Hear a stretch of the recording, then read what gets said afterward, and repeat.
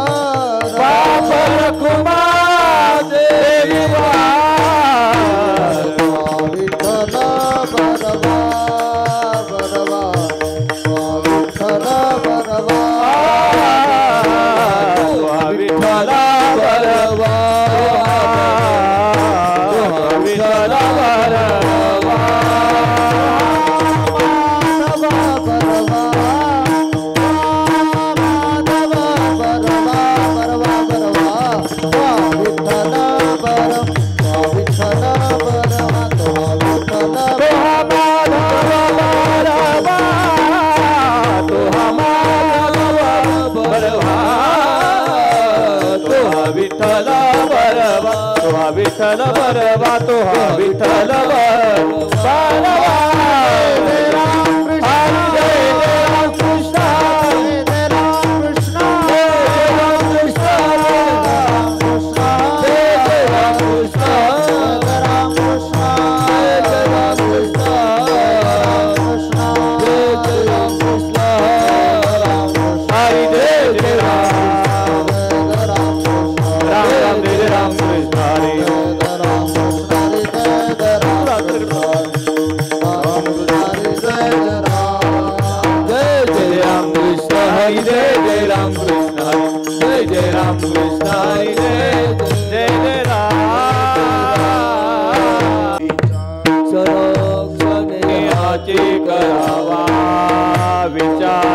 क्षणोक्षणी हाची करावा विचार क्षणोक्षणी हाची करावा विचार करावया पार भव सिंधू तरावया पार भव सिंधू तरावया पार भव सिंधू नाशिवंत देह जाणारा नाशिवंत देह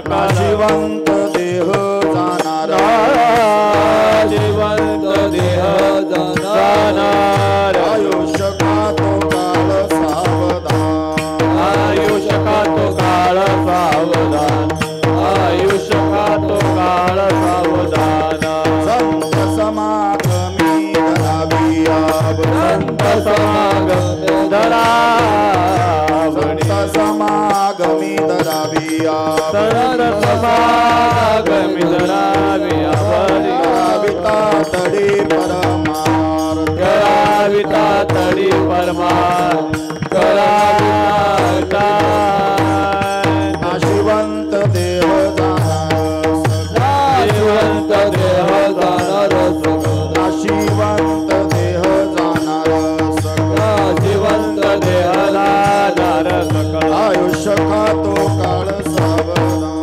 आयुष्य खातो काळ आयुष्य खातो काळ सावधान मने इह लोकीच्या व्यवहारे सावरे लोकेच्या व्यवहारे मने इह लोकीच्या व्यवहारे लोकेच्या व्यवहारे क्षणोक्षण हाची करावा विचार क्षणोक्षणी हाची करावा विचार क्षणोक्षणी हाची करावा विचार क्षणोक्षणी हाची करावा विचार क्षणोक्षणी हाची करावा विचार क्षणोक्षणी हाची क्षणोक्षणी हाची करावा विचार क्षणोक्षणी हाची करावा विचार क्षणोक्षणी हाची करावा विचार रावया पार भावस रावया पार भावस नाशिवंत जाणार नाशिवंत देहा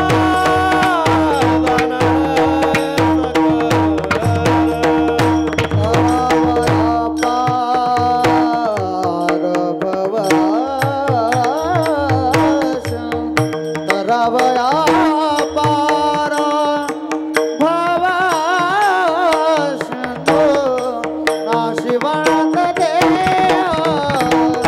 जाणार सकळ नाशिवंत देह जाणार सकळ आयुष्य घातो काळ सावधान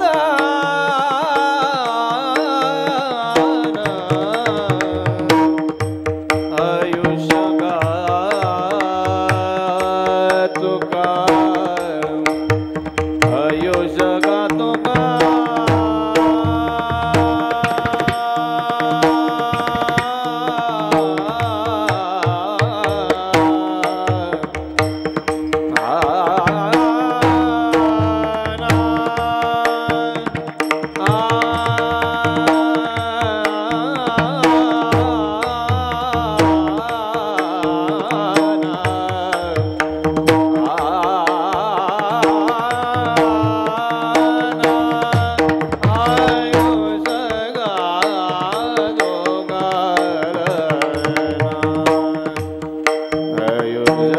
जगा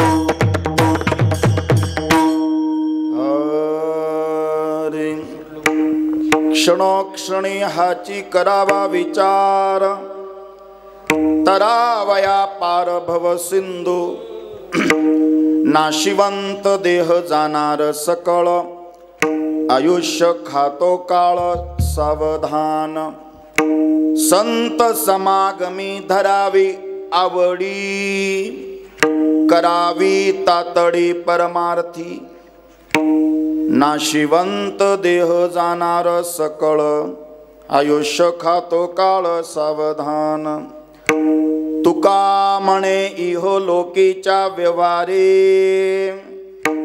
तुका म्हणे इहो लोकीच्या व्यवहारे नका डोळे दुरे बरुणी राहो नाशिवंत देह जाणार सकळ आयुष्य खातो काळ सावधान पांडुरंगा कारू पांडुरंगा कारू पांडुरंगा कारू कदमन मान पांडुरंगा पांडुरंगा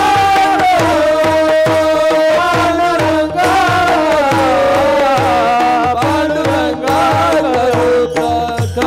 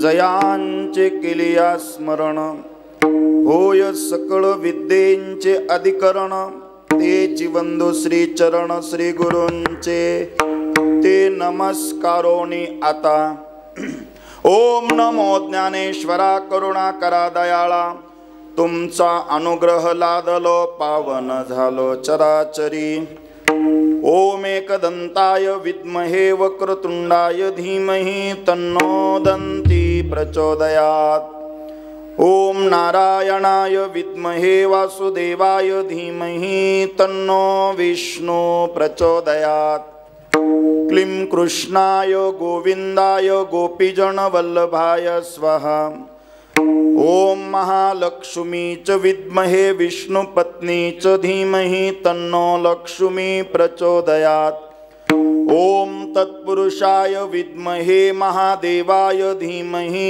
तन्नो रुद्र प्रचोदयात् ओम मातृसुताय विद्महे अनुसुयासुताय धीमहि तन्नो दत्त प्रचोदयात् ओम अंजनी सुताय विद्महे वायुपुत्राय धीमहि तन्नो हनुमंत प्रचोदयात् ओम गोरक्ष जालंधर चरपटाश आडबंग कानिप मच्छिंद्र राध्या चौरंगी रेवणाक भर्तरी संज्ञा भूम्या बभुर्वणवनात सिद्धा श्रीकृष्ण चरणार्पणमस्तु मस्तक हे पाया मस्तक हे पायावरे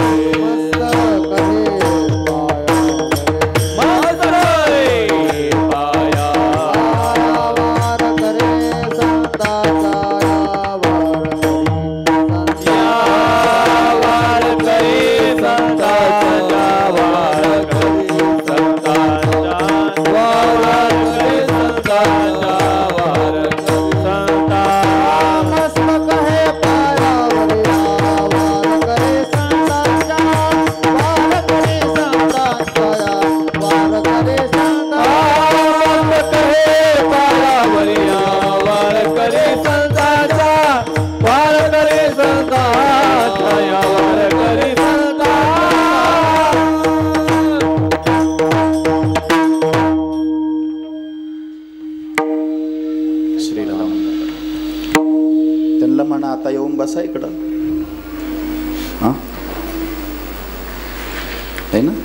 तरी जा. तिला म्हणा बसा आता, घरच्यांनी ऐकायचं कार्यक्रम, आता तिकडं नका उभं राहू. विठ्ठल विठ्ठल.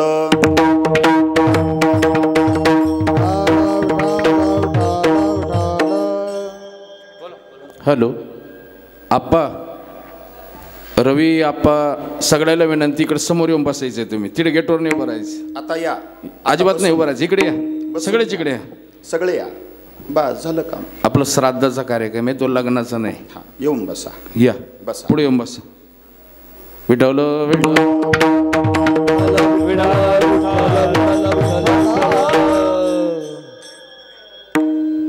विश्वमालकाच्या चरणी नतमस्तक होतो. त्रिगुणात्मिका आई रुक्मिणी देवी तुळजाभवानीच्या चरणी नतमस्तक होतो.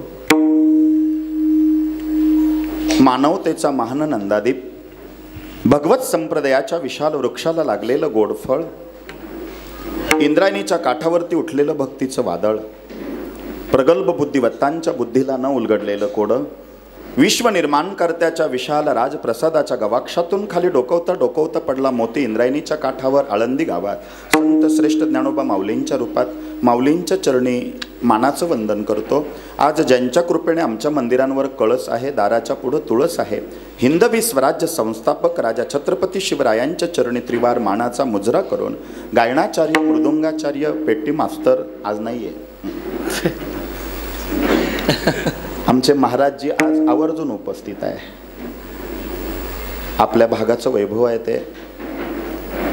विनेकरी, सर्व टाळकरी, सर्व गावकरी, सर्व वारकरी, सर्व माळकरी, साऊंड सिस्टम आणि या मोरे कुटुंबाच्या दुःखात सहभागी झालेले सर्व आप्तेष्ट, सगळे सोयरे, समस्त ग्रामस्थ, आलेले सर्व पाहुणे मंडळी, आपण आपला अमूल्य वेळ खर्ची घालून या ठिकाणी आलात. तुम्हाला मोरे कुटुंबाच्या वतीने धन्यवाद देतो आणि माझ्या कीर्तनरूपी सेवेला प्रारंभ करतो. विठ्ठल.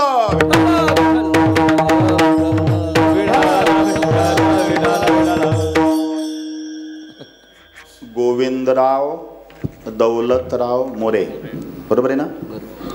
1 वर्ष झालं बाबांना जाऊन. आता ते काय बघायला नाहीये, तरी ब्राह्मण बोलून घरी पिंडदान केलं का? केलं. आता ते ऐकायला नाहीये, आहेत का? नाही. तरी माझं कीर्तन ठेवलं. आता ते अनुभवायला आहेत का? नाहीये, तरी लोकांना जेव घालायचं. कशासाठी करायचं? एकच वाक्य सांगतो, आदरणीय गुरुवर्य ढोक महाराजांच्या मुखातलं वाक्य, आत्म्यासी नाही मरण, आत्म्यासी नाही मरण, मग रडायचे काय कारण. हे आत्म्याच्या तृप्तीसाठी केलेलं कर्म आहे. जीव कसा गेला आम्हाला माहित नाही. जीव जाताना म्हणे 2 प्रोसिजर आहे. शास्त्र बोलतो, पटकन सांगून अभंगाकडे येतो. मला विचार मांडायचा आहे. एक पापात्मा, एक पुण्यात्मा. पापात्मा जाताना कर्मेंद्रियातून जातो, पुण्यात्मा जाताना ज्ञानेंद्रियातून जातो. तर आम्ही त्र्यंबकला शिकत होतो त्यावेळेला आमचे गुरुजी म्हणायचे, आत्म्याला बायका 4. आम्हाला लय उत्सुकता वाटायची. 4? हो, आत्म्याला बायका 4. बर. पहिल्या बायकोवर आत्म्याचं जीवापाड प्रेम, दुसऱ्या बायकोवर आत्म्याचं पहिलीपेक्षा दुसरीवर कमी प्रेम, तिसरीवर दुसरीपेक्षा कमी प्रेम, चौथीवर तिसरीपेक्षा कमी प्रेम. आत्म्याच्या बायका 4. बर गुरुजी, मग काय? गुरुजी म्हणायचे, तो आत्मा निघाला आणि पहिल्या बायकोला म्हणला, येतेस माझ्या बरोबर, माझ्या जोडीला चाल. किती जीव लावला तुला. पहिली बायको म्हणली मी येते, पण हा पण फार डेंजर आहे बरं का. पण आलं का समजायचं काहीतरी घोटाळा झाला. मी येते पण काय? दारापर्यंत. गुरुजी म्हणायचे, पहिलीने साथ सोडून दिली. किती जीव लावला होता 1 नंबरचीला. दुसरीला विचारलं तू येतेस का? दुसरी बोलली येते, चितेपर्यंत. तिसरीला विचारलं अगं तू तरी येतेस का? मी येते चितापेटेपर्यंत. आता तिघींवर प्रेम होतं, तिघी जरी यायला तयार नाही. साथ सोडल्या, पहिली दारापर्यंत, दुसरी चितेपर्यंत, तिसरी चितापेटेपर्यंत, चौथीवर तर तिघींपेक्षा एकदम कमी प्रेम आहे. निघाला पण परत मागं वळाला, खाली मान घातली. चौथ्या बायकोला तो आत्मा म्हणाला, अगं तू तरी येतेस का माझ्याबरोबर. तिने त्या जीवात्म्याच्या हातात हात घेतला असा. ती म्हणली, काय काळजी करू नका, त्या तिघी जरी नाही आल्या तुमच्यासोबत, शेवटी तुम्ही माझे आणि मी तुमची. चला तुम्ही जिथं जाल ना तिथं मी तुमच्यासोबत येते. अहो 4 नंबरची बायको गेली हो आत्म्यासोबत, जिच्यावर या तिघींपेक्षा कमी प्रेम होतं. तुम्हाला कळलं का? कोणाच्याच मानाने हल्ल्या. आमच्या पण हल्ल्या नव्हते 1996ला शिकत असताना. गुरुजी काय आत्म्याच्या 4 बायका सांगितल्या, नावं नाही सांगितले? सांगतो ना. गुरुजी म्हणायचे, आत्म्याच्या पहिल्या बायकोचं नाव आहे संपत्ती. किती प्रेम असतं सांगा, आहे का नाही? संपत्तीवर प्रेम आहे का नाही? बोला पटकन. नाही? मग द्या मला. मला नका देऊ. विचार करा कुठपर्यंत. सुटत नाही ते, तिथंच राहतं. दुसऱ्या बायकोला विचारलं, तू येतेस का माझ्याबरोबर चितेपर्यंत? आत्म्याच्या दुसऱ्या बायकोचं नाव आहे शरीर. किती प्रेम आहे शरीरावर, आहे का नाही? कबीरांचं वचन आहे मला वाटतं. हा, श्रीराम श्रीराम. हा, नरक पड नको डरत है, नरक पड नको ना. मस्त आहे बरं का. ते घरी गेल्यावर विचार करा, फक्त पाठ करून घ्या. नरक पड नको डरत है, नरक पड नको ना. किती इस्त्रीच्या कपड्याला माणूस जपतो. नरक पड नको डरत है, नरक पड नको ना. इतकं प्रेम आमचं कपड्यांवर आहे, शरीरावर आहे. आत्म्याची दुसरी बायको बोलली, मी येते पण चितेपर्यंत. शरीर नावाची बायको चितेपर्यंत. आत्म्याची तिसरी बायको बोलली, मी येते चितापेटेपर्यंत. इकडं लक्ष द्या. आत्म्याच्या तिसऱ्या बायकोचं नाव आहे नातेवाईक, परिवार, आप्तेष्ट, सगळे सोयरे, मित्र, गावकरी, जवळचे. चिता पेटली का निघाले. चिता पेटेपर्यंत कोण आहे आपलं सांगा. संपत्ती आपली म्हणा ना, म्हणा. नाही, नाहीच म्हणायचं. संपत्ती आपली नाहीये. शरीर आपलं बोला नाही. देह तव पाचांचा निला उसणा, शेखी ज्याचा त्याला देणे असे. 3 नातेवाईक, परिवार, कुटुंबातले माणसं आपले. बोला बोला. इथंच म्हणा, घरी नका म्हणू, पण लक्षात ठेवा. मतलब के संग साथी यहाँ पे दुनिया में किसी का कोई नहीं. जब टिकट मिला है जाने का तो डेरा किया स्मशानों में. वहाँ जलाने वाले लाखों थे मगर जलने वाला कोई नहीं. कोण पेटतं मोती सोबत? इतके लाख लोक जरी जाळायला असले, पेटवायला कोणी जळत नाही. आत्म्याची चौथी बायको. मला आज विषयाचा जो पूर्वार्ध मी सुरू केलाय ते सांगायचंय मला. आत्म्याची चौथी बायको आत्म्यासोबत निघाली. त्या आत्म्याच्या चौथ्या बायकोचं नाव आहे पुण्य. मग आज काय करतो आपण? इकडं बॅनरवर लिहिलंय पा काय? प्रथम, पुढचं वाचा, पुण्य स्मरण. मनुष्याच्या सोबत 2च गोष्टी जातात. एक जातं मनुष्यानं केलेलं आयुष्यभर देवाचं नाम, आणि दुसरं जातं मनुष्याने कमवले आयुष्यभराचं पुण्य. म्हणून म्हणलंय नाम स्मरण. आणि आज काय लिहिलंय? पुण्य स्मरण. काय मराठी भाषेतले गोड शब्द आहे. समरण. स माने सोबत, मरणा माने मरणाबरोबर. काय येतं? नामस्मरण. आणि आज काय येतं? पुण्यस्मरण. ब्राह्मण साक्षीने पिंडदान केलं ना, ते पुण्य कमवलं तुम्ही. आता कीर्तन चालू आहे, पुण्य कमवलं तुम्ही. ब्राह्मणाला दान दिलं, दक्षिणा दिली, पुण्य दिलं तुम्ही. का द्यायच्या चपला, का द्यायची छत्री, का द्यायचे 5 पांघुरणं कपडे, का द्यायचे तांब्याचे भांडे, का द्यायचा कंदील? पुण्य स्मरण आहे का नाही? ज्याने दुसऱ्याच्या रस्त्यात काटे पेरले जिवंत असताना, त्याला वरती निवडुंगाच्या काट्यावरून चालावं लागतं. म्हणून कंदील दिला जातो ब्राह्मणाला. ब्राह्मणाला दिलं का बरोबर वर पोचतं. कसं काय पोचतं मला नाही माहिती. मला सांगा, अमेरिकेचे पैसे भारतात चालता काय? नाही चालत. भारताचा रुपया अमेरिकेत चालतो काय? नाही चालत. मग कुठंतरी बँकेची सोय आहे ना, बदलण्यासाठी. तसं ब्राह्मणाला दिलं तर वरती पोहोचवण्याची सोय देवाने कुठंतरी केली असेल ना. ब्राह्मणो समुख मासीत बाहू राजान्यः कृताः उरु तदस्य उद्वेषः पद्म्यां शूद्रो अजायत मुखदिन्द्रश्वग्निश्च प्राणद्वायोरजायत नाभ्या असदन्तरिक्ष्णं शुष्णोर्धो समवर्तत पद्म्या भूमिदृशः श्रोत्रात तथा लोका अकल्पैनं सप्त्यासन परदीय श्री सप्ताह समिधा कृता. दे अर्थ समजला नाही, मला बरोबर कळालं तुमच्याकडे पाहून.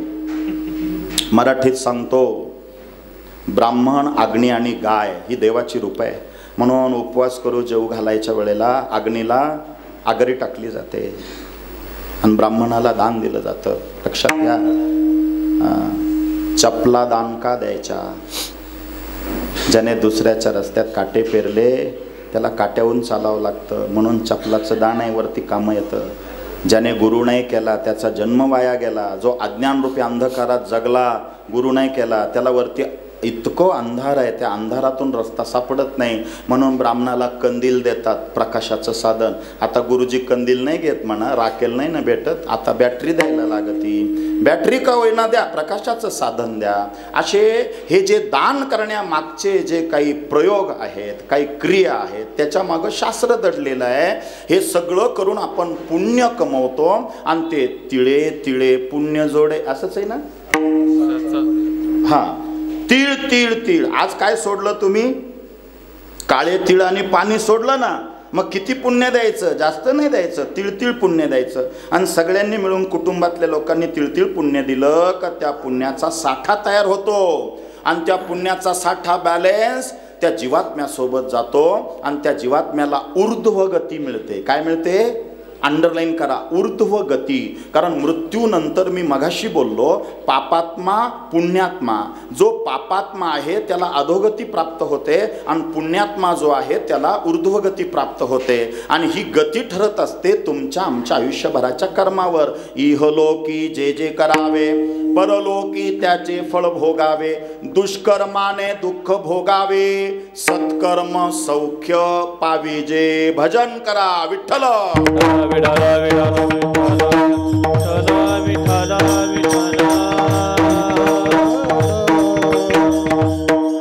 काही संकल्प करा आज. मी पुन्हा रिपीट करतो, अभंगाच्या माध्यमातून मला विचार मांडायचा आहे. असंतुष्ट माणूस एका जागेवर नाही बसू शकत. तो नख तरी कुरतडील, डोकं तरी खाजवेल, उठून तरी उभा राहील, हे तरी करेल. असंतुष्टता. विदुराला कळलं. विदुराने हात जोडले, म्हणले महाराज तुम्ही अशी चलबिचल का करता? तुमचं मन का रमत नाही? तो म्हणला माझं मन उद्विग्न झालं रे. विदुराला माहित होतं आंधळ्याला कोणता रोग होईल. विदुर म्हणला महाराज मी तुम्हाला सांगतो, एक काम करा. म्हणे काय? ज्यांचं घेतलं त्यांचं त्यांना परत करा, म्हणजे तुम्हाला समाधान मिळेल.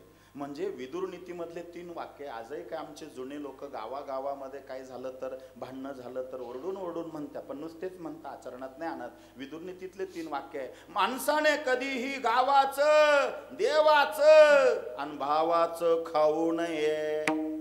विदुर बोलला. धृतराष्ट्र म्हणतो मला त्यांचं त्यांना द्यावं असं वाटतं रे, पण दुर्योधन आला का माझं डोकं परत बदलतं. म्हणून संगत चांगल्यांची करा, म्हणजे बुद्धी भ्रष्ट होणार नाही. विठ्ठल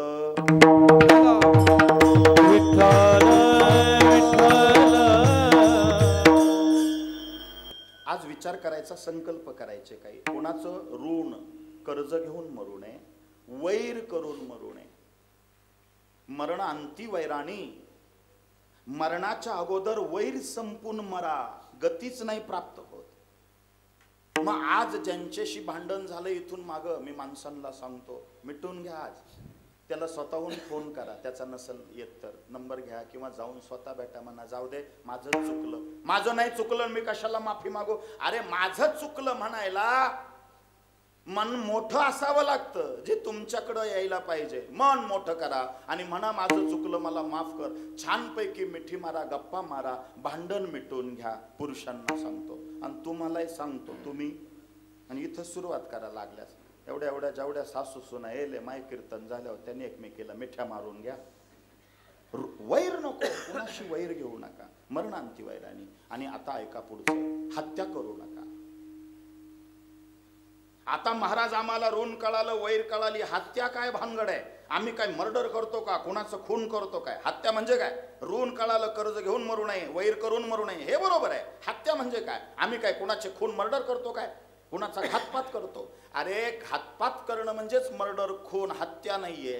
हत्येचे 3 प्रकार सांगितले शास्त्रात: कायिक, वाचिक, मानसिक. रोज करतो आपण. कायिक, एखाद्याला विनाकारण टॉर्चर करणं, घरात दारू पिऊन यायची, बायकोला, आईला, बहिणीला मारझोड करायची, शारीरिक पीडा द्यायची, गोठ्यातल्या गुरांना मारायचं, याला कायिक हत्या पाप म्हटलंय. वाचिक, आपल्या बोलण्याने कुणाचं मन दुखू द्यायचं नाही. हे जगणं आहे बरं का. हे ज्ञानेश्वरीत आहे, हेच गाथ्यात आहे. किती मोठा कीर्तनकार आला तर ते हेच सांगणार आहे: चांगलं राहा, चांगलं खा, चांगलं प्या, चांगलं बोला, चांगलं जगा, चांगलं म्हणूनच एक दिवस जा.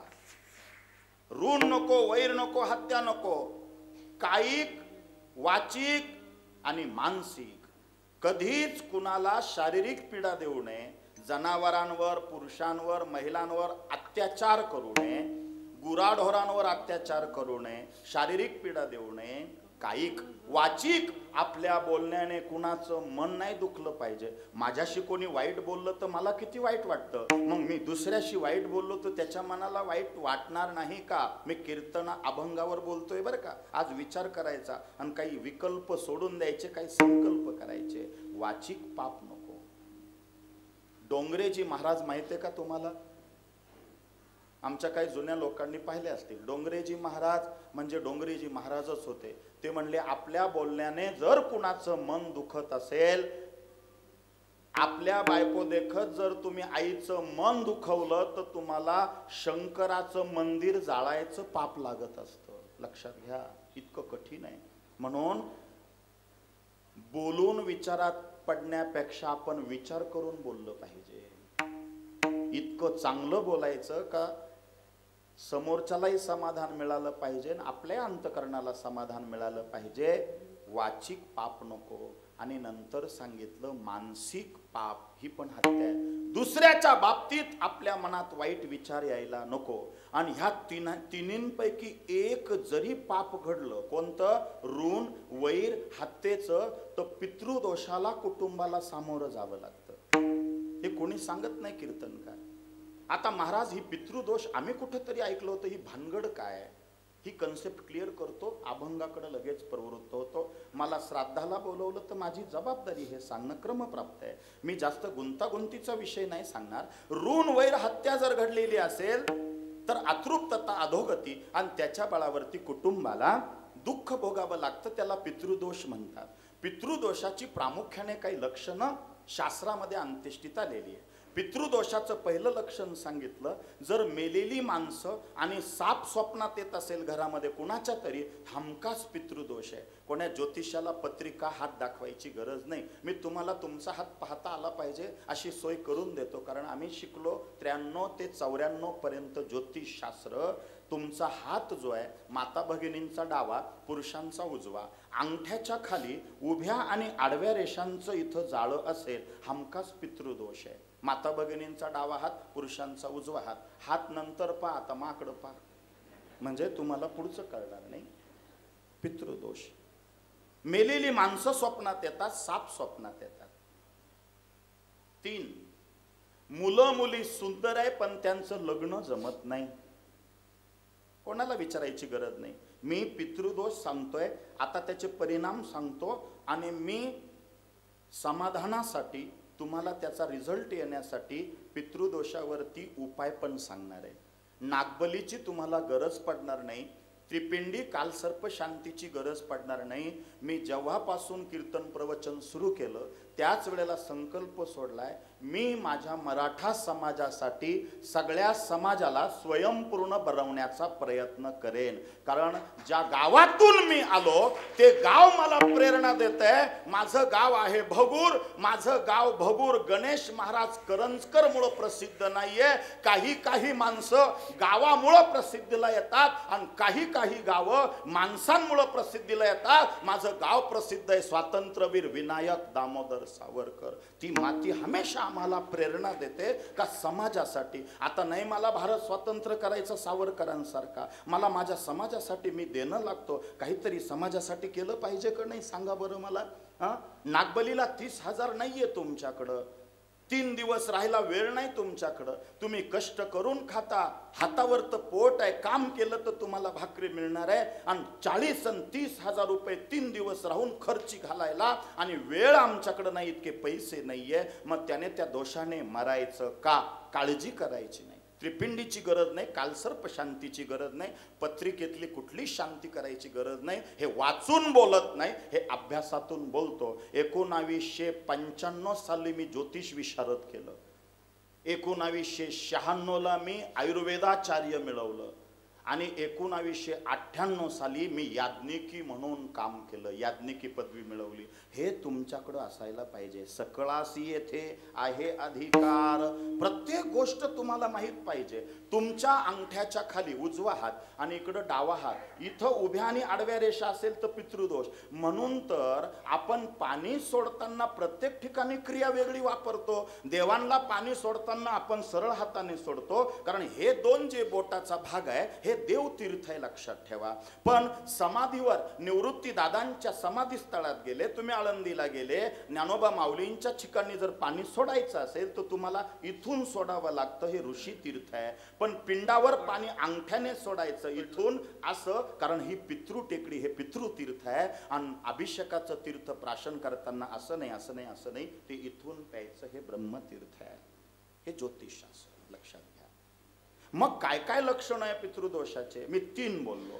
मेलेली माणसं स्वप्नात येतात, साप स्वप्नात येतात, मुलं मुली सुंदर असून लग्न जमत नाही. काय करायची गरज नाही, मी सांगतो तुम्हाला, ऐका.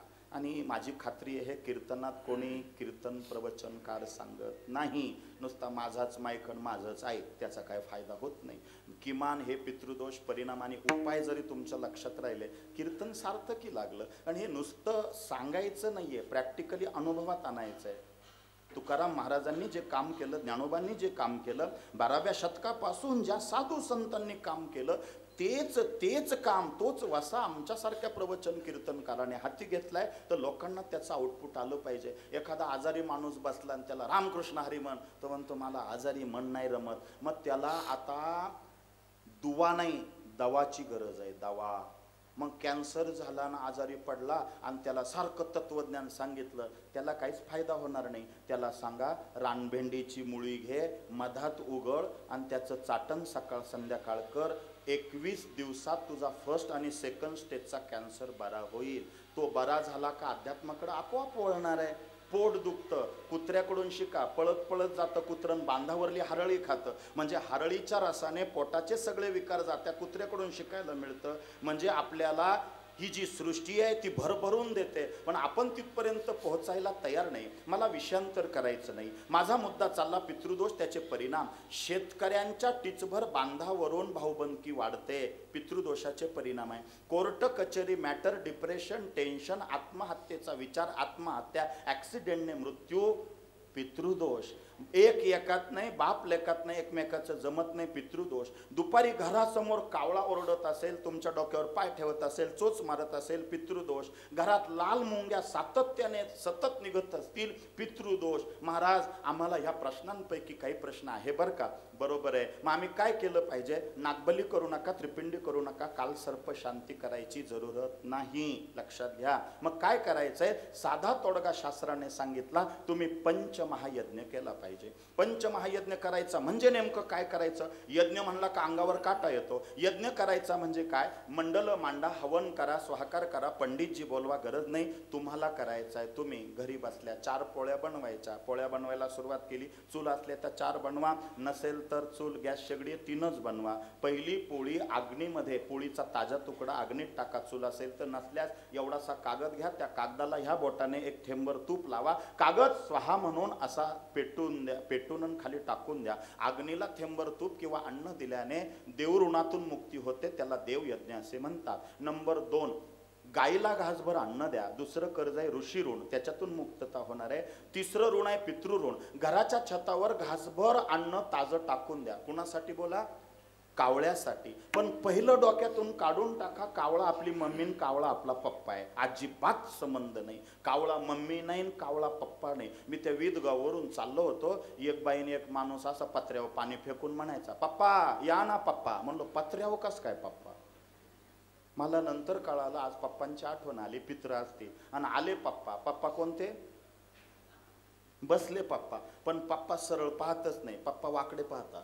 कावळा सरळ पाहत नाही, त्याला दिसायला दोन डोळे आहेत पण एकच डोळ्यामध्ये दृष्टी आहे, ज्याला काक दृष्टी म्हणतात. देवाने कावळ्याच्या एका डोळ्यात असा एक कॅमेरा सेट केला ज्याला काक दृष्टी म्हणतात. कावळ्याला सूक्ष्मातलं सूक्ष्म बघण्याची क्रिया आहे. माणसाला लांबी, रुंदी, खोली ह्या 3 प्रकारानं दिसतं. पण काही पशु पक्ष्यांमध्ये विशिष्ट गुणधर्म आहे. जसं कुत्रं विवळायला लागलं का समजायचं कोणीतरी, कारण कुत्र्याची आणि यमाची ओळख आहे.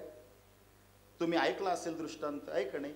म्हणजे पशु पक्ष्यांना आपल्यापेक्षा विशिष्ट काहीतरी गुणधर्म आहे ना. म्हणून माणसाने आयुष्यामध्ये सिंहावलोकन करावं म्हणे. म्हणजे कोणाचा गुणधर्म घ्यावा? सिंहाचा. सिंह 10 पावलं चालत गेला का थांबतो आणि मागं वळून पाहतो, पुन्हा चालायला सुरुवात करतो. म्हणजे तुम्ही काय करा, भूतकाळामध्ये जरा डोकावून बघा आपल्याकडून काही चुका झाल्यात का आणि पुढं चालताना त्या चुका सुधारून घ्या. हे सिंहावलोकन आहे. मुद्दा एकच आहे, पशु पक्ष्यांकडून काही गोष्टी शिकायला मिळतात. यदा कदाचित जीवात्मा जर त्या ठिकाणी अतृप्त असेल तर तो कावळा पिंड घेत नाही, कारण कावळा जवळ जायला घाबरतो आणि आत्म्याच्या त्या कृतीमुळं त्या कावळ्याला जवळ जायची भीती वाटते. मग कुणाचा आत्मा आहे? ज्याच्या हातून ऋण वैर हत्या घडली त्याचा. अंतिमती सागती, ज्याची मती अतृप्त आहे, बुद्धीमध्ये त्याच्या वासना शिल्लक आहे, अंतिमती सागती, तो तिथं शिवत नाही त्या पिंडाला. मग ते जेवाना पण तो काही खातच नव्हता. बाबा पप्पा काही जेवणात. म्हणलो यांच्या पप्पाने घास घेतला का आपण पटकन निघू. 10 मिनिटं झाले हो पण ते काही घासच घेईना. शेवटी शेजारी तिची जाव आणि देर होता बहुतेक, आता एकच दिवशी आलं ना ते पित्र आले ना, आणि ते म्हणत होते, पप्पा मोठ्या घरी आले, आमच्या का आलेच नाही म्हणे. म्हणे का? जरी ते श्रीमंत ते वहिनीन दादा पण जीव तर आमच्याच घरात गेला ना पप्पा. तिडे भाऊ बनकी काय करावं आपल्या लोकांना. पित्राच्या दिवशी जसे पप्पा तिथून उठले, लहान्याच्या घासावर बसले आणि मोठीचा नाही खाला हो. 5 मिनिटं बसले होते पप्पा पाच, पण लहानीचा पटक्यान घास खाऊन घेतला. मोठी सून वैतागून म्हणती, खाय मेल्या खाय. जिवंत होतं दुसऱ्याचंच खाल्लं, मेल्यावर दुसऱ्याचंच खाय. काय करायचं पित्रांचं सांगा. हे ऐकलं आमच्या कबीरांनी. कोणी ऐकलं बोला? वस्तुस्थिती आहे, वस्तुस्थिती आहे. कबीरजी बोलतात, सोने का एक नाग बना के पूजे लोग लुगाया, जिंदा साप जब घर में निकले ले काठी धमकाया. अरे मूर्ख माणसा, जिवंत साप मारतोस आणि साप मारला म्हणून त्र्यंबकला सोन्याचा साप दान करून नारायण नागबली घालतोस. सोने का एक नाग बना के पूजे लोग लुगाया, जिंदा साप जब घर में निकले ले काठी धमकाया. जिंदा बाप कोई ना पूजे, जिंदा बाप कोई ना पूजे, मरने के बाद पुजवाया. मुठ भर चावल लेके कौवे को बाप बनाया. विठ्ठल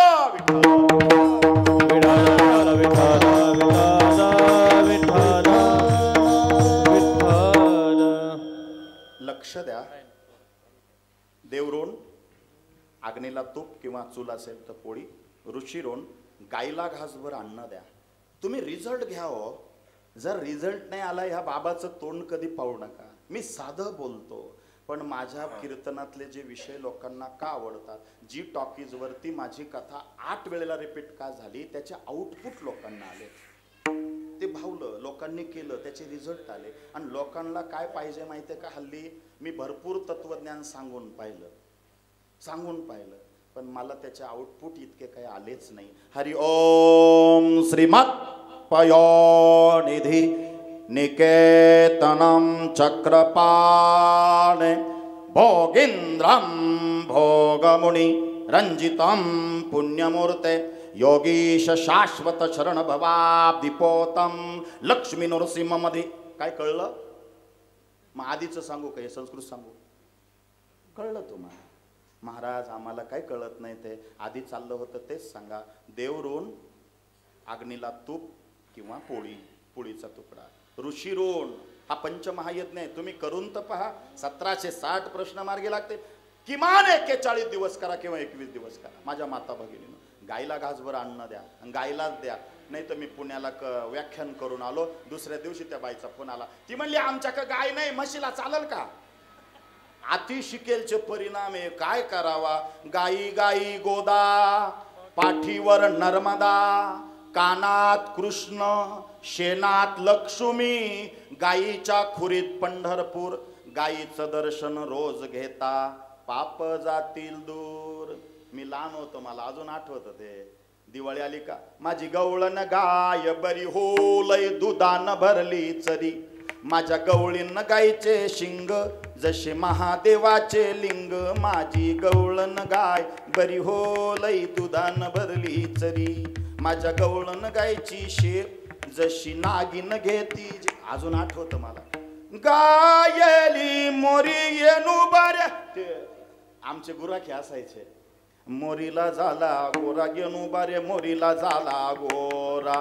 गोऱ्याच्या गळ्यात गेठा गेनू बारे, गोऱ्याच्या गळ्यात गेठा. गेठ्याला मोडला काटा. गाय सांगायची मला गाय. आणि गाय कमी झाल्यामुळं कॅन्सर आलाय बर का.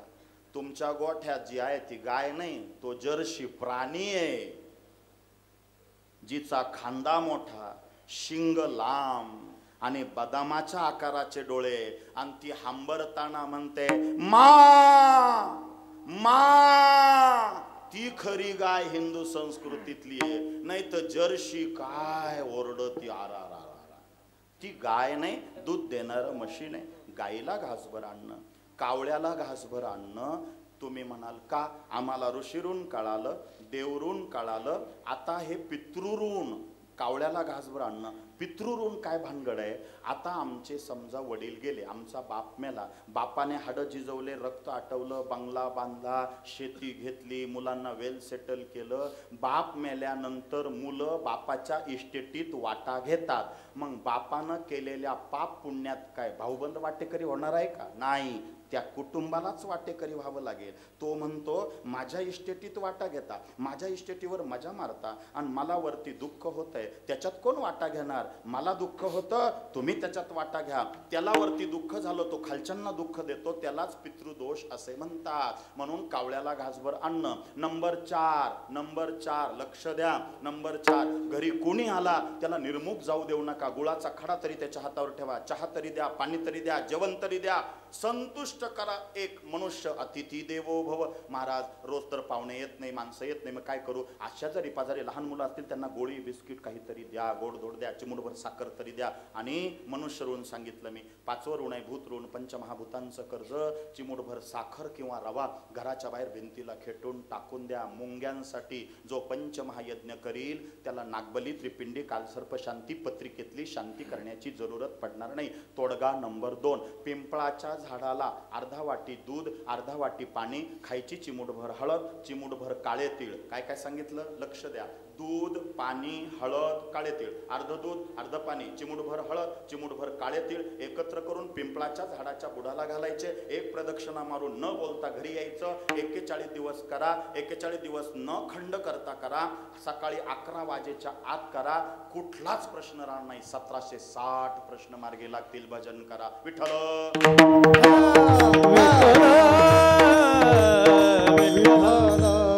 कीर्तन झाल्यावर 10-12 मिनिटं मी थांबेल. ज्यांना विचारायचं असेल बिंदास विचारा. वेदांत वाटलं विचारू शकता, काही पितृदोषाचं वाटलं विचारू शकता, आयुर्वेदाचं वाटलं निश्चित विचारू शकता. आता माझ्याकडं वेळ कमी असल्या कारणानं मला अभंगाकडे यावं लागतंय. मग तुम्ही म्हणाल इतक्या वेळ काय करत होते? अहो मला श्राद्धाला बोलवलं म्हणून मी अंत्येष्टी सांगत होतो ना, हा मृत्यूनंतरचा संस्कार. हे तुमच्या भल्यासाठी होतं. लक्ष द्या. आजच्या अभंगामध्ये जगद्गुरु तुकोबाराय विचार करायला लावतात. आणि सगळं कीर्तन आता जो वेळ माझा नियोजित आहे इथून पुढचा, त्या सगळ्या कीर्तनामध्ये मी फक्त आणि फक्त तुम्हाला विचार सांगणार आहे. विचाराची दिशा, विचाराचं स्वरूप आणि विचाराची संज्ञा प्रस्तुतच्या कीर्तनामध्ये आपण आपल्याला या अभंगात समजून घ्यायची आहे. सारा सार विचार करा उठा उठी, नामधरा कंठी विठोबाचे. आहे ना? विचारच सांगितलाय त्याच्यात. आणि आजचा क्षणोक्षणी हाची करावा विचार, तरावया पार भव सिंधू, नाशिवंत देह जाणार सकळ, आयुष्य खातो काळ सावधान, संत समागमी धरावी आवडी, करावी तातडी परमार्थी, तुका म्हणे इह लोकीच्या व्यवहारे, नका डोळे धुरे भरून राहो, विचार करा तुम्ही का नाशिवंत देह जाणार सकळ आयुष्य खातो काळ सावधान विठ्ठला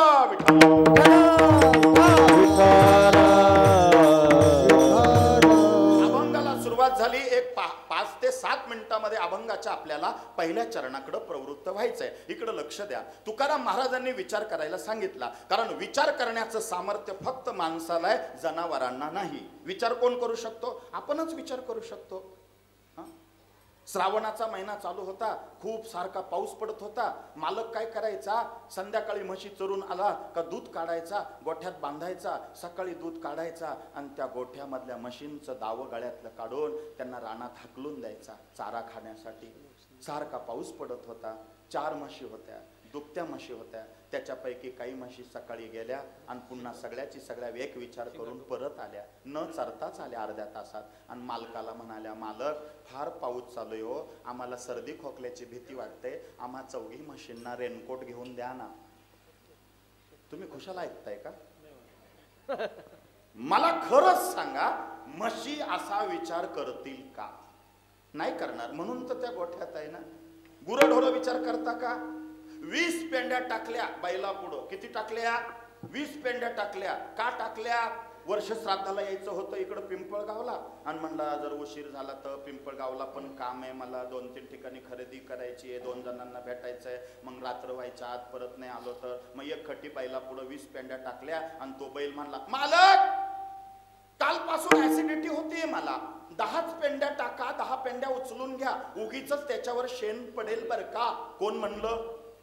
म्हणा नाही म्हणणार तो बैल, कारण जनावरांकडे फक्त भोक्तृत्व आहे. लक्षात घ्या, जनावरांकडे फक्त भोक्तृत्व आहे, पण मनुष्याकडे भोक्तृत्व आणि कर्तृत्व या दोन्हीही गोष्टींचा समन्वय आहे. म्हणून मनुष्य जन्म दुर्लभ है, मिले ना बारंबार, जैसे तरुवर से फल गिरे, फिर न लगे वो डार. माऊली बोलतात, दुर्लभ रे दुर्लभ रे दुर्लभ रे, संसार तुम्ही का नेना, आहार निद्रेसाठी का दौडिता माणूसपणा. कोणीतरी उभं राहिलं, तुकोबा माणसाला विचार करण्याचं सामर्थ्य आहे, जनावरांना का नाही? पूर्वीच्या 350 वर्षापूर्वी, 750 वर्षापूर्वी ज्ञानोबांनी, 350 वर्षापूर्वी जगद्गुरु तुकोबारायांनी विज्ञान आणि अध्यात्माची सांगड मांडून गाथा आणि ज्ञानेश्वरी लिहिलेली आहे. लक्षात घ्या, विज्ञान अध्यात्म. जगद्गुरु तुकोबाराय म्हणले, भल्या माणसा, ज्या जनावरांचं डोकं खालच्या बाजूला येतं, रक्ताचा प्रेशर मेंदूकडे डोक्याकडे आल्या कारणानं त्या 4 पायाच्या जनावरांना बुद्धिशून्य आहे. माणूस हा 4 पायावर नाही 2 पायावर उभा आहे. विज्ञानाचा नियम आहे, जो 2 पायावर उभा राहतो त्याचा मेंदूकडून शरीराला शुद्ध रक्ताचा पुरवठा पोहोचतो. म्हणून 4 पायाच्या आडव्या प्राण्यांपेक्षा माणसाला बुद्धी जास्त आहे. माणूस बोलू शकतो, माणूस हसू शकतो, माणूस विचार करू शकतो, जनावर करू शकत नाही. माणसाला देवाने उभं केलं, बाकी जनावर आडवे आहेत. एकाने मला कीर्तन झाल्यावर विचारलं, 83,99,999 हे सगळे जीव आडवे आहेत, त्यांचं डोकं खाली आलंय, आणि 84 लाखावा माणसाचा जन्म उभा का केला, माणसाला उभं का केलं? म्हणलो निवडणुकीला उभं राहावं म्हणून केलं असेल बहुतेक. माणूस उभा आहे, विनोदाचा भाग सोडून द्या. विचार करण्याचं सामर्थ्य माणसामध्ये आहे. मग आता आपण विचार करायचा बसल्या बसल्या आपण विचार करतो का? पण आपण जो विचार करतोय त्या विचाराला काही अर्थ आहे का? एक जण सतत डोक्याला हात लावून बसला होता, सकाळी उठला तसा डोक्याला हात लावून बसला, रविवारची सुट्टी, मित्र त्याच्याकडे गेला आणि त्याची बायको, जो डोक्याला हात लावून बसला त्याची बायको भांडे घासत होती. वहिनी काय, दादा कुठे? म्हणे विचार करताय. विचार करताय? बरं बरं, असेल काय विचार. गेला निघून. परत 12-1 वाजता जेवण करून आला, ती बाई धुणं धुत होती. वहिनी काय, दादा कुठे? माझा मित्र. विचार करतोय. बापरे, काहीतरी मोठा विचार असेल बरं का. हा परत निघून गेला. परत 6 वाजता आला. वहिनी झाला का चहा पाणी? ती म्हणली माझाच झाला, त्यांचा नाही झाला. का बरं? विचार करतोय. हा म्हणला सकाळी 7 पासून विचार करतोय, संध्याकाळचे 6 वाजले तरी विचार चालू आहे. घाई गेला, त्याला ते असं बसलं होतं, त्याला हलवलं. म्हणलं काय रे, कशाचा विचार करतोय? सकाळी 6चा बसला होता, सकाळी 7चा बसला होता, संध्याकाळी 6 वाजले, कशाचा विचार करतोय? तो म्हणला अजून तेच ठरायचंय, विचार कशाचा करायचा? सकाळचा बसलेला आहे. याचा अर्थ विचाराची दिशा अजून ठरलेली नाहीये. जनावरांना ठरवता येत नाही, माणसाला ठरवता येतं. आज सकाळी आपण उठलो, विचार केला चला लवकर आटपायचंय आपल्याला, पटापटा काम आटपून घेऊ. आणि कारण का आपल्याला 10-10:30 पर्यंत कीर्तन आहे, वर्ष श्राद्धाचं, तिथं जाऊन पोहोचायचंय. हा विचार केल्यानंतर त्याला दिशा प्राप्त झाली. जोपर्यंत आपण विचार करत नाही तोपर्यंत दिशा मिळत नाही. आणि त्याच्या पुढे जाऊन बोलतो, आणि जर विचारच केला नाही तर जीवनाची दुर्दशा झाल्याशिवाय राहणार नाही. विठ्ठल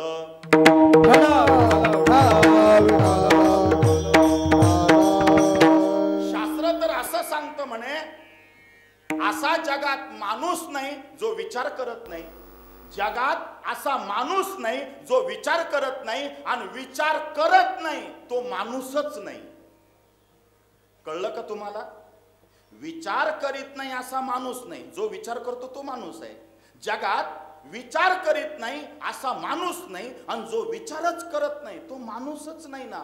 अहो, तुमच्या आयुष्यात समाधान देण्याचं सामर्थ्य फक्त विचारात आहे. विचारा वाचून नपविदे समाधान, नपविदे समाधान, नपविदे समाधान. विचारा वाचून नपविदे समाधान, नपविदे समाधान, नपविदे समाधान. विचारा वाचून, विचारा वाचून,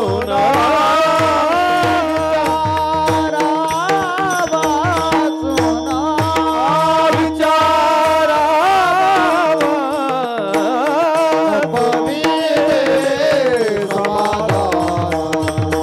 नपविदे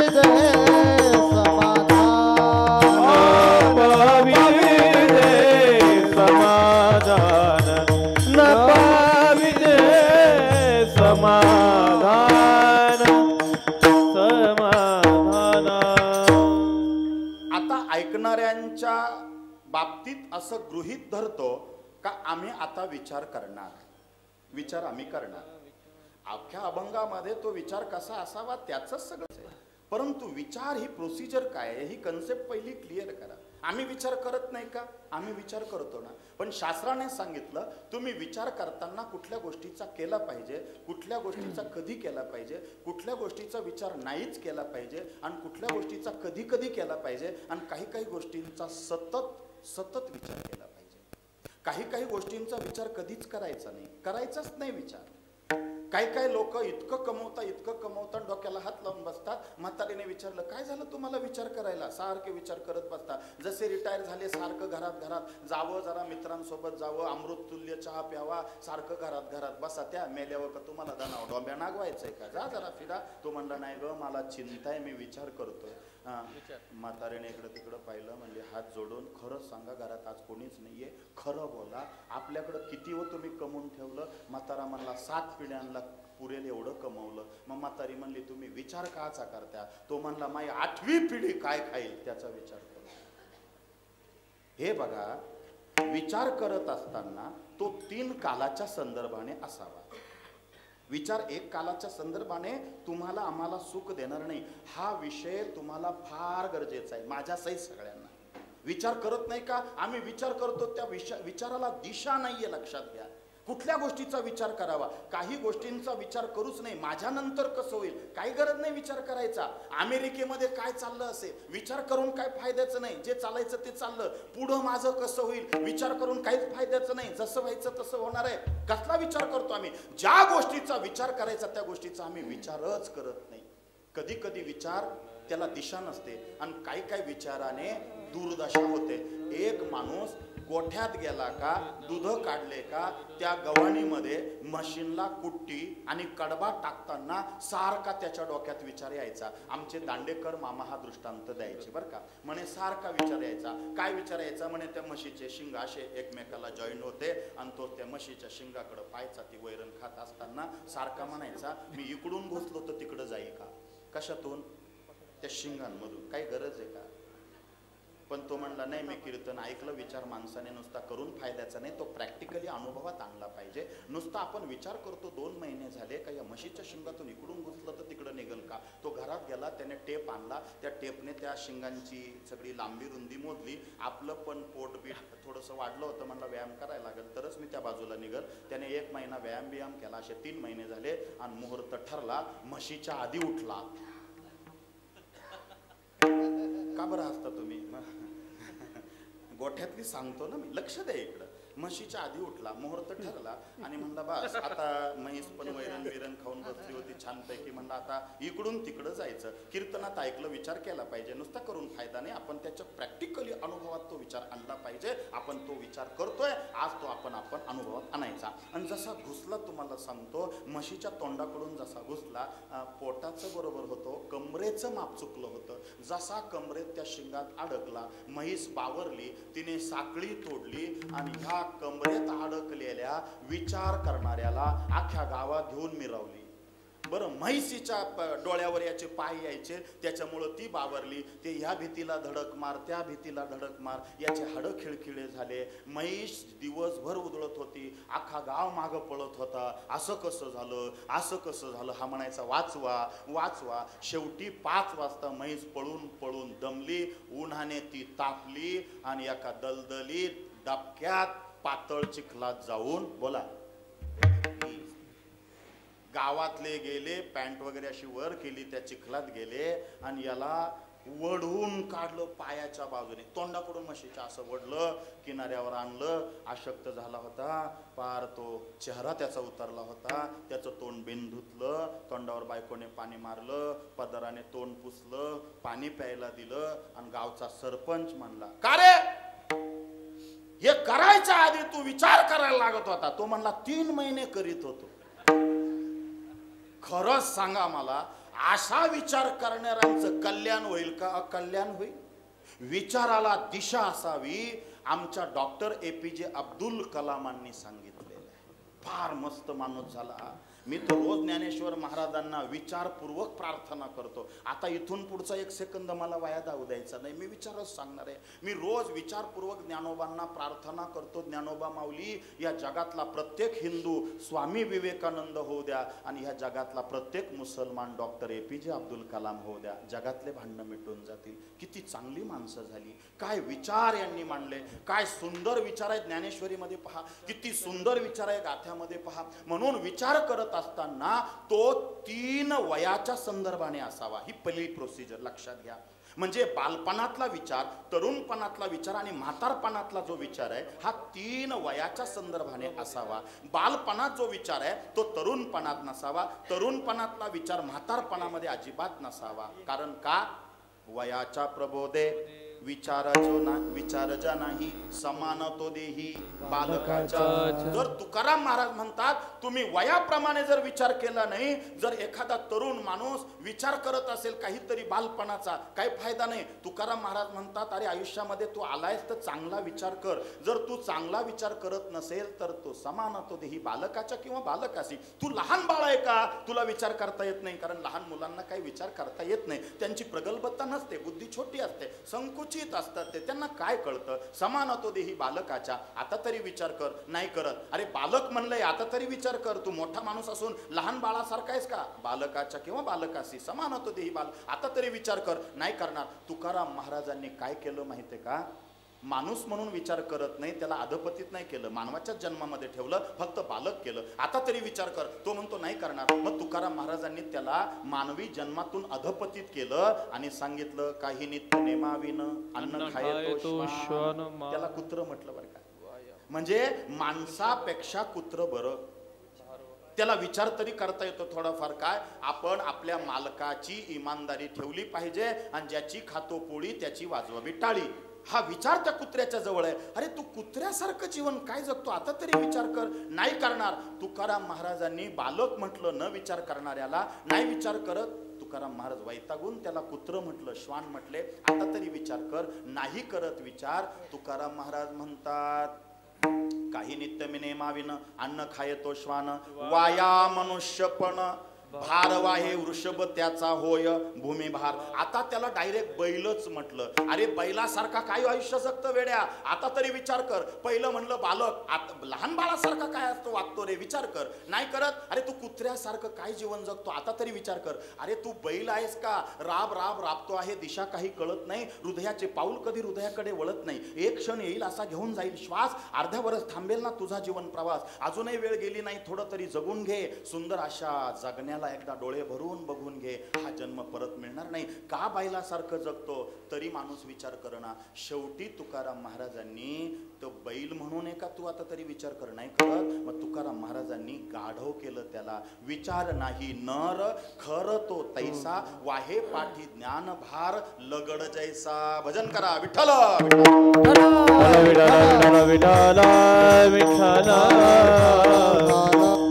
पण तुकाराम महाराज इतके कनवाळू आहे, तुकाराम महाराज इतके कृपाळू आहे, अजूनही आम्हाला त्यांनी सजीवातच ठेवलंय. लक्षात घ्या. बरतलं बरं काय म्हटलंय, बालक. आता तरी विचार कर, नाही करत. कुत्र बरं आहे, जनावरांमध्ये अधपतीत केलं पण कुत्र म्हटलंय. कित्येक अभंगामध्ये जगद्गुरु तुकोबारे म्हणतात, देवा मला करायचं असेल तर संताच्या दारातलं कुत्र कर, कारण कुत्र्याचा विचार बाकीच्या जनावरांपेक्षा चांगला असतो. बऱ्यातला बरं बालक म्हटलं, आता तरी विचार कर. कुत्र म्हटलं, आता तरी विचार कर. बैल म्हटलं, अरे मूर्खा, अरे विचार कर, तू गाढव आहेस का, आता तरी विचार कर.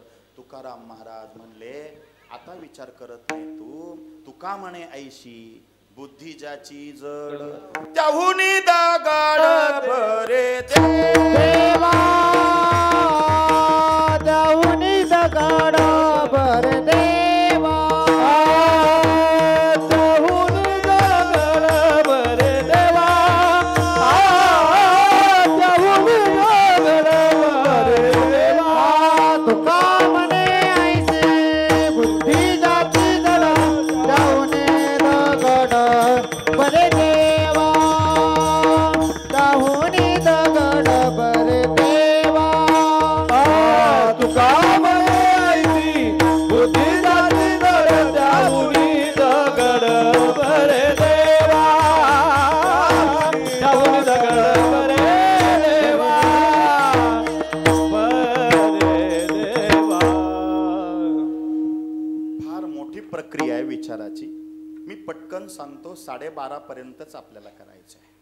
10:30ला सुरू झालं तर 12:30 वेळेमध्ये. पण मी विषयाची संगती बरोबर लागणार आहे आणि हे सगळं अभंगावरच चाललंय. लक्षात घ्या. विचार केला पाहिजे, पण तो विचार करत असताना वयाप्रमाणे केला पाहिजे. वयाप्रमाणे जर विचार केला नाही, मी फक्त रिपीट करतो. तुम्ही म्हणाल काय तीनदा तेच सांगताय महाराज. माझा असा मानस आहे, हा विचार तुमच्या मनावर बिंबावा आणि आजपासून तुम्ही एक पॉझिटिव्ह आणि चांगला विचार करावा. विचार कोण करत नाही, विचार सगळेच करता, पण त्या विचाराला दिशा नाहीये, त्या विचाराला संज्ञा नाहीये, त्या विचाराची व्याख्या आम्हाला माहीत नाहीये. म्हणून विचाराची व्याख्या माहीत नसल्या कारणानं आम्ही आमचं आयुष्य इतकं अनमोल असून सुद्धा अधोगतीला आमचं आयुष्य जातंय. लक्षात घ्या. म्हणून आपण विचार केला पाहिजे. बालकासारखा नाही आपण मोठे माणसं आहोत, आपण विचार केला पाहिजे. अरे विचार कर, तू कुत्रा आहेस का, बऱ्यातलं बरं कुत्रा असतं. लक्षात घ्या. नंतर बैल म्हणलं, नंतर गाढव म्हणलं. गाढव, कारण बैल बरा, गाढव फार खतरनाक. गाढव माहितीये का, गाढवाला विचार करता येत नाही करता येत विचार. एका माणसाने गाढव पाळलं होतं. कशाला, मिठाचा व्यापार करायला. 50, 60, कधी 80 किलो, कधी 2 कट्टे 50 किलोचे त्या गाढवावर टाकायचा आणि ते गाढव बाजारला न्यायचं. पण गाढवाला बाजारला जायला 4 किलोमीटर जायचं, पण 2 किलोमीटरवर गेलं का नदी पार करून मग जायचं. त्या पाण्याने, वाहत्या पाण्याने गाढव डोलायचं. पण काय त्या गाढवाचं भाग्य दुर्भाग्य, त्या गाढवाला खायला कमी होतं आणि काम जास्त होतं. त्याच्यामुळं गाढव एकदम आशक्त झालं होतं आणि त्याच्याच जोडीचं गाढव ते होतं धोब्याकडं. त्याला खायला लय होतं आणि काम कमी होतं, म्हणून ते गाढव असं तगडं झालेलं होतं. काही गाढवांना कामं कमी असतात, खायला फार असतं, म्हणून ते गाढवं फार तगडे असतात. काही गाढवं कामं खूप असतात पण खायला नसतं, म्हणून काही गाढवं बारीक असतात. मी विचार मांडतो, तुम्ही का हसता? इकडे लक्ष द्या. मी गाढवांचं सांगून राहिलो. ते गाढव असं बारीक होतं. 100 किलो मिठाचा बोजा चाललं डुलत डुलत नेमके त्याला चक्कर आले. सकाळी त्याने चारा खाल्ला नव्हता. पाण्यामधून नदीतून जात असताना एका दगडाला अडखळलं आणि ते अडखळून त्या मिठाच्या गोण्यांसहित पाण्यात गाढव पडलं. कशा तरी त्या मिठाच्या गोण्या काढल्या, गाढवाला किनाऱ्याला नेलं. पण मिठाच्या गोण्या गाढवावरून पाण्यातून बाहेर काढताना मीठ विरघळलं आणि आता 100 किलोचं मीठ फक्त 50 किलो राहिलं. 50 किलो विरघळून गेलं, काही वाहून गेलं. आणि परत गाढवाला उभं केलं. त्या तीरावर नेऊन मालकाने गोणी वडत वडत नेली. एक गोणी तर गेली विरघळून, एकच गोणी गाढवावर टाकली. ते गाढव विचार करून म्हणलं, बाबो मला काय माहिती पडल्यावर हलकं होतं. तुमच्या लक्षात आलं? गाढवच ते पडल्यावर हलकं होतं. मग ते गाढव आहे ना, मीठ टाकलं का मुद्दामून नदीत पडायला लागलं. काय काय गाढव मुद्दामून पडतात, संध्याकाळी पडतात, ते मुद्दामून पडायला लागलं. मालकाच्या लक्षात आलं म्हणे या गाढवाचा गाढवपणा वाढत चालला. मी विचार सांगतो हा, गाढवाचा गाढवपणा वाढत चालला. आपण आता व्यापार बदलायला पाहिजे. मालकाने मिठाचा व्यापार बंद केला आणि कापसाचा व्यापार सुरू केला. गाढवच ते गाढवावर कापूस टाकले होते. गाढव म्हणलं, बाबू आताच एवढं हलकं, तेव्हा पाण्यात पडल्यावर किती हलकं. पुढचं कळलं का तुम्हाला? आणि ज्याला कळलं नाही त्याने कापसाची गादी टाकीत बुडून उचलून पहा. अहो त्या कापसाचा बोजा घेऊन जसं ते पाण्यात पडलं, इतका बोजा कापसात पाणी घुसल्यामुळं त्या कापसाचा वाढला. गुदमरून नाकात तोंडात पाणी जाऊन नदीतच डुबून मेलं. का झालं असं तुमच्या लक्षात येतंय का? विचाराची त्याला प्रोसिजर कळली नाही. म्हणून तुम्ही गाढव आहात का? अरे मूर्खांनो, विचार करा. अरे आता तरी विचार करा. तुका म्हणे ऐसी बुद्धी ज्याची जड, त्याहुनी दगड बरे देवा. मग विचार करा, विचार करा. अर्धा तास झाला, 1 तास होत आला. महाराज विचार करा करा सांगता, विचार करा सांगता. तो विचार कसा करा? अभंगाचं पहिलं चरण. क्षणोक्षणी हाची करावा विचार, क्षणोक्षणी हाची करावा विचार, क्षणोक्षणी हाची करावा विचार, क्षणोक्षणी हाची करावा विचार.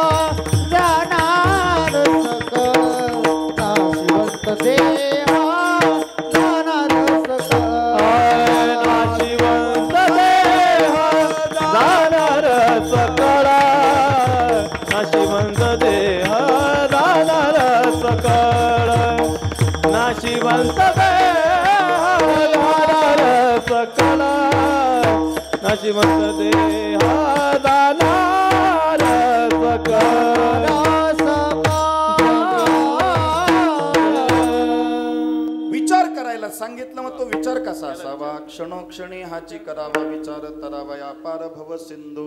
आपण विचार केला पाहिजे. विचार कशाचा केला पाहिजे? हा संसारूपी भवसागर आपल्याला कसा तरून जाता येईल, हा फार मोठा विचार प्रस्तुतच्या अभंगाच्या पहिल्या चरणामध्ये जगद्गुरु तुकोबराय म्हणताय. क्षणाक्षणाला विचार करा. आपल्याला हा भवसागर जो आहे तो कसा तरून जाता येईल. क्षणोक्षणी हाची करावा विचार, तरावया पार भव सिंधू. नाशिवंत देह जाणार सकळ, आयुष्य खातो काळ सावधान. मग जगद्गुरु तुकोबराय हा संसारूपी भवसागर आम्हाला तरून जायचा असेल तर आम्हाला कोण विचार सांगल सांगा बरं. मग तुकाराम महाराजांनी सांगितलं, तुम्ही संतांचा समागम करा. 3रं चरण. संत समागमे धरावी आवडी, संत समागमे धरावी आनंद माग मे धरावी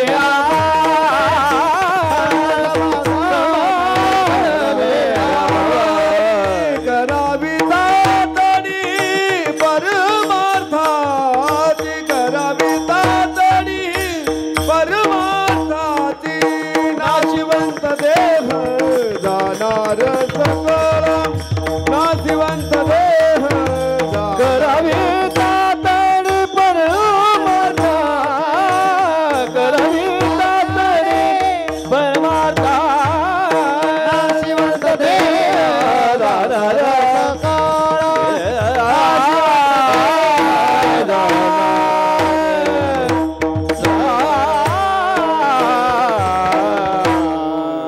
आजपर्यंत चांगला विचार कोणी कोणी केला? वर्तता सता संसारी स्वामीपद आठवी अंतरी तयांतया भवसागरी निषेतारी ती समर्थ. हा भवसागर तरुण जायचा असेल तर तुम्ही क्षणाक्षणाला विचार केला पाहिजे. क्षणाक्षणाला का विचार केला पाहिजे? आयुष्य खातो काळ सावधान. कारण प्रत्येक क्षण आपला आयुष्य खातोय, काळ आयुष्य खातोय. कारण आतापर्यंतचा आपला जो काळाने खालं, जे आयुष्य खालं तो भूतकाळ. आतापर्यंत जे गेलं मागचं ते भूतकाळाने आयुष्य खालं. आता जो वेळ खातोय ना आयुष्य खातोय तो वर्तमान काळ. आणि आत्ताचं आयुष्य आपलं पुढचं खाणार आहे तो आपला भविष्य काळ. लक्षात घ्या, आयुष्य खातो काळ सावधान. दुसरं चरण मी म्हणून घेतलं कारण त्यांनी सांगितलं 12:30ला थांबावंच लागतंय. मी खूप बोललो, मला खूप बोलायचं राहून जात आहे. मला अजून विचाराची 2 प्रोसिजर सांगायची आहे. वयानुसार विचार करावा आणि 3 कालानुसार विचार करावा. इतकं सुंदरसं हे विवेचन आहे, इतकं सुंदर असं आहे. परंतु काय करू, घड्याळ काही थांबत नाहीये. 12:30ला मला थांबायला लावलंय. क्षणोक्षणी हाची करावा विचार. तरावया पार भवसिंधू नाशिवंत देह जाणार सकळ. आयुष्य खातो काळ सावधान. हे काळाचं खाद्य आहे आयुष्य. आणि भूतकाळ, वर्तमान काळ आणि भविष्य काळ आपलं आयुष्य खातोच आहे. म्हणून आपण सावधान झालं पाहिजे. आणि काय केलं पाहिजे? संत समागमी धरावी आवडी करावी तातडी परमार्थी. आपण तातडी जी करतोय, आपण लगबग जी करतोय ती प्रपंचासाठी करतोय. आपण परमार्थामध्ये कुठं तातडी करतोय सांगा बरं मला?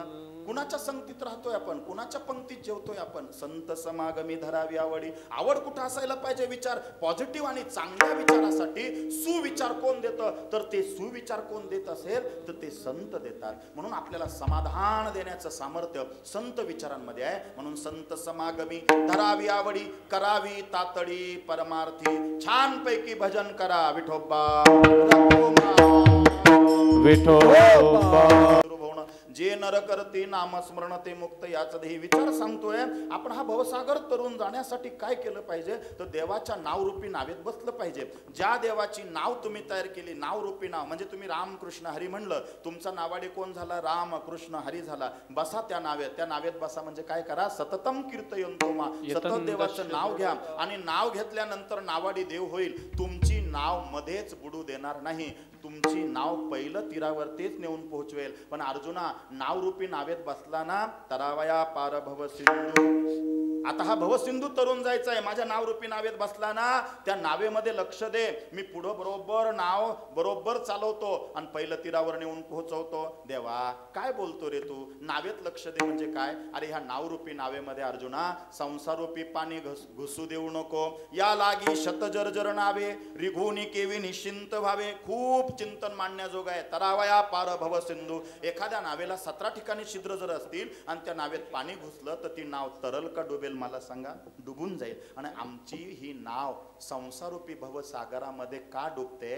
तर आमच्या नावेला 17 ठिकाणी छिद्र पडलेत. मुलं आमचे, मुली आमच्या, नातू आमचे, ही शेती माझी, हा बंगला माझा, हा बँक बॅलन्स माझा. हे 17 ठिकाणी जे छिद्र पडलेत ना संसारूपी भवसागरातून तरुण जाण्यासाठी नावरूपी नावेला, तेच आम्हाला बुडवण्याला कारणीभूत ठरत असतात. म्हणून त्याचा विचार जरा कमी करा. काय होईल माझ्यानंतर? काय होईल माझ्यानंतर? अरे एक दिवसाचं बाळन आई मरून गेली तरी ते बाळ जिवंत राहतं.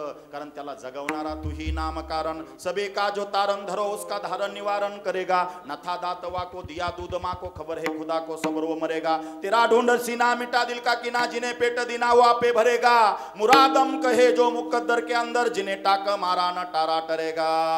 तरावया पार भव सिंधू नाशिवंत देह जाणार सकळ आयुष्य खातो काळ सावधान निवृत्ती राया निवृत्ती राया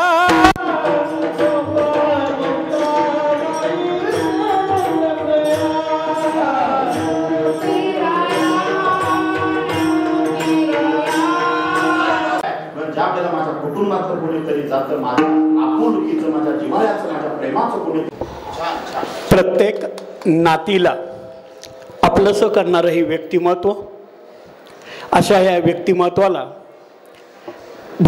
आमच्या दोघींच्याही भावना आपल्या समोर व्यक्त केलेल्या शब्दसुमनांची भावपूर्ण आदरांजली. जैन स्मरणाच्या निमित्ताने उपस्थित असलेल्या सर्व आपतेष्ट व नातेवाईक यांच्या चरणी साष्टांग दंडवत प्रणाम. आम्ही आपला फार वेळ घेणार नाही. नानांबद्दल काही दोन शब्द, काही आम्ही बद्दल काही जे अनुभवलं आहे ते तुम्हाला सांगतो. शांत व संयमी स्वभावाचे असणारे आमचे नाना, नेहमी समजूतदारपणाची भूमिका घेणारे नाना आमच्यासाठी देवमाणूस होते. आज असं म्हटलं तर वावगं होणार नाही. हो, आमच्यासाठी तर निश्चितच देवच होते नाना. कधी कुणाशी वैर नाही, कुणाविषयी राग नाही. अगदी खळखळणाऱ्या झऱ्याप्रमाणे स्वभाव होता नानांचा. छोटा असो मोठा असो, आपला असो व परका असो, सर्वांना समानतेची वागणूक नानांकडे होती. अगदी सांगायचं झालं तर जे जे भेटतील भूततयांसी मानती भगवंत, अगदी हाच स्वभाव नानांचा होता. आपल्यामुळे कोणालाही त्रास होऊ नये, वाईट वाटू नये याप्रमाणे शेवटपर्यंत नाना वागले. अगदी जातेवेळी सुद्धा 8 दिवस अगोदर नानांनी कुटुंबात आमची व परिवारातील सर्वांची मानसिकता भक्कम करून गेले. सतत कष्ट करी, काळजीवाहू स्वभाव. मुलांना जर रात्री उशीर झाला असेल तोपर्यंत नाना जागून असायचे. मग रात्री 12 वाजो 1 वाजो नानांची नजर रस्त्याकडे असायची. अखेर काळाने हिरावून घेतली आणि नाना आम्हाला पोरकं करून गेले. शूरवीरांच्या कथेप्रमाणे असणाऱ्या कष्टाच्या व काम करण्याच्या पद्धती नाना जोपर्यंत होते तोपर्यंत आम्हाला सांगायचे. आम्हाला कुतूहल वाटत असे, पण नानांच्या पश्चात नातेवाईकांनी व मित्रपरिवाराने सांगितल्यानंतर नाना त्याहीपेक्षा कितीतरी पट सुनांना जीव लावत असे. शिस्तप्रिय स्वभावाचे नाना सुनांना कामाच्या पद्धतीविषयी सांगताना आपली मोठी वहिनी लक्ष्मीबाई म्हणजेच बाई आजीचं उदाहरण देताना समजावून सांगत असे. आपल्या भावांच्या कर्तृत्वाचं काय गोड आहे. तेषामहं समुद्धरता मृत्यू संसार सागरात भवामी नाचिरात पार्थ मय्या वेशित चेतसा विठ्ठल विठ्ठला विठ्ठला विठ्ठला विठ्ठला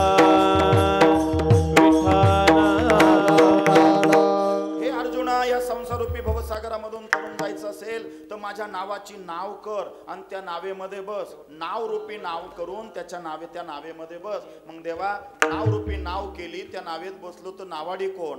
माऊली बोलतात मीच तहारू. ते काटा टोचला तुम्ही आई ग म्हणतात. अगदी बरोबर उत्तर आहे. आता मला प्रश्नाचं उत्तर द्या. प्रश्न 2. ठेच लागली, काटा टोचला, तुम्ही आई ग म्हणले. प्रश्न दुसरा आहे, मला सांगा, बांधाने चालला होता, गवत वाढलेलं होतं, समोर लक्ष होतं, अचानक खाली लक्ष गेलं, भला मोठा काळा कुट्ट नाग साप दिसला आणि त्या सापावर पाय पडणार. आता काय म्हणतो? आई ग म्हणा ना. बिकट प्रसंगी बापच सोडवी, आपण मात्र गातो आईचीच गोडवी. जेवण बनवणारी असते आई, पण त्या शिदोरीची सोय बापच पाही. काट कसर करून देतो आपल्या मुलाला पॉकेट मनी, आपण वापरतो शर्ट पॅन्ट जुनी. मुलीला हवं असतं ब्युटी पार्लर नवी साडी, बाप आटपतो ना घरी बिना साबणाचीच दाढी. वयात आलेली मुलं आपल्याच विश्वात मग्न, पण बापाला दिसतं त्यांचं नोकरी आणि लग्न. मुलाच्या नोकरीसाठी फिरून फिरून लागते बापाच्या जीवाला धाप. आठवारे मुलीच्या लग्नासाठी उंबरठे झिजवणारा तो तुमचा बाप. आयुष्यभर असतात मुला मुलींच्या पाठी आपल्या बापाच्या सदिच्छा. जिवंत असताना एकदा तरी आपल्या बापाला समजून घ्या ना. हीच खरी बापाची इच्छा, हीच खरी बापाची इच्छा, हीच खरी बापाची इच्छा. एका दिवसाच्या जेवणाची सोय करते ती आई असते, आयुष्याच्या जेवणाची सोय करून जातो तो बाप असतो. डोळ्यात देखत रडते ती आई असते, नजर चुकून रडतो तो बाप असतो. एकुलता एक मुलगा मेला तरी रडत नाही तो बाप असतो. पण किती दगडाचं हृदय असू द्या, मुलगी सासरी निघाल्यावर आईपेक्षा ढसा ढसा रडतो ना, तो बाप असतो. म्हणून बाप असतो जरा जरा नारळाच्या फळावानी, बाप असतो जरा जरा नारळाच्या फळावानी. बाहेरून असतो कडक, आतून असते गोड पाणी. अरे पावसाचं महत्व कळालं त्या मोराला, तेच महत्व का कळत नाही कुटुंबात पोटच्या त्या पोराला. खूप बोललो, खूप बोलायचं राहून गेलं, काय चुकलं असेल माझं. काय गोड आहे. तेषामहं समुद्धरता मृत्यू संसार सागरात भवामी नाचिरात पार्थ मैया वेशित चेतसा विठ्ठल विठ्ठल विठ्ठल विठ्ठल विठ्ठल